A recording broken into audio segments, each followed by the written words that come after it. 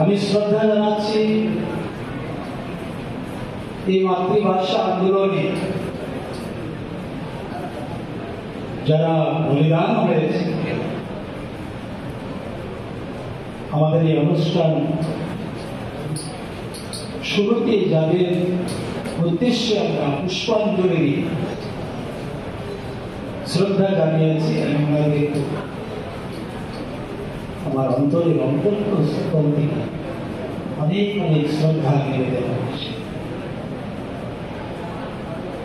আমরা সবাই জানি যে এই ভারতবর্ষ বিশাল দেশ এবং তার জনসংখ্যাও বিশ্বের অন্যান্য দেশের তুলনায় সর্বপ্রথম বা সর্বশ্রেষ্ঠ।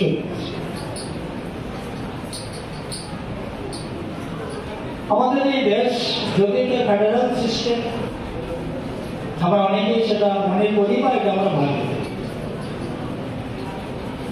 কিছু রাজ্য নিয়ে এই দেশটি গঠন হয়েছে, গঠিত হয়েছে। তার মধ্যে আমাদের একটি রাজ্য রয়েছে ত্রিপুরা। এই হচ্ছে আমাদের দেশের যেটা প্রাথমিক পরিচয়। আমরা জানি যে নানা ভাষা, নানা মত, নানা পরিধান, বিবিধের মাঝেও মিলন মত। বিবিধতার মধ্যেও আমাদের মধ্যে একটা মিলন রয়েছে। রাজ্য আলাদা হবে, ভাষা আমাদের আলাদা হবে। এই ত্রিপুরা রাজ্যে আমরা প্রধানত দুটি ভাষা প্রচলন রয়েছে, বাংলা এবং কন্নড় রয়েছে। আমরা আমাদের পার্শ্ববর্তী রাজ্য আসাম অন্য ভাষায় ঠিক এইভাবে যে আমাদের যে রাজ্যগুলো, যেটা আমি প্রথমেই বললাম, এর অনেকগুলো রাজ্য নিয়ে এই দেশ, আর এই দেশের মধ্যে বিভিন্ন ভাষাভাষী লোক আমরা বসবাস করছি। তারপরে কিন্তু আমাদের মধ্যে একটা মিলন, বিবিধতার মধ্যেও আমাদের মধ্যে একটা মিলন রয়েছে, আন্তরিকতা রয়েছে। আমি একটা উদাহরণ বলছি। গত কিছুদিন আগে আমাদের একটা পরব গিয়েছে, যেটা পৌষ সংক্রান্তি। এবার এই পৌষ সংক্রান্তি আমাদের মধ্যে কিন্তু সেই কনসেপ্ট রয়েছে যে এটা মনে হয় শুধু বাঙালিদের একটা উৎসব,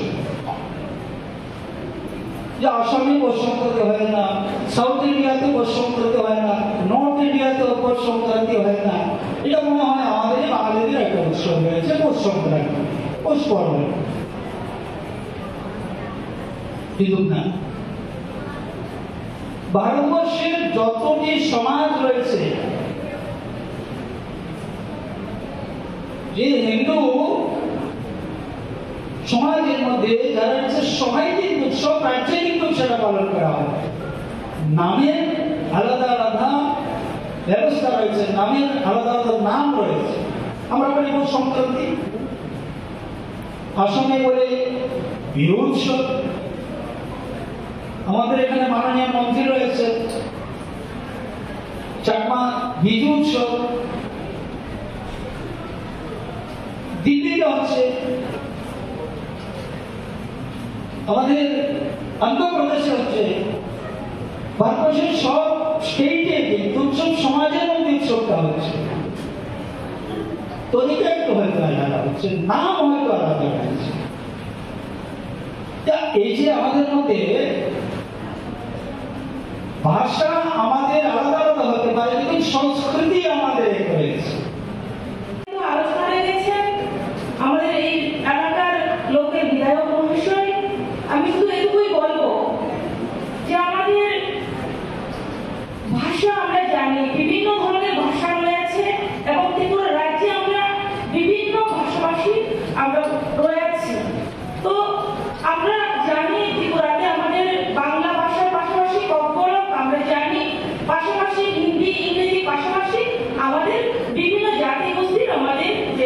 আমাদের লোকেল, আমাদের মাতৃভাষা আমাদের রয়েছে। তো সেই ক্ষেত্রে আমরা প্রত্যেকটা ভাষাকে আমরা গুরুত্ব দিই, প্রত্যেকটা ভাষাকে আমরা শ্রদ্ধা করি। তো আজকের এই দিনে আমি বলবো আমাদের সংস্কৃতিকে ভুলতে হবে না, আমাদের সংস্কৃতিকে বজায় রাখতে হবে।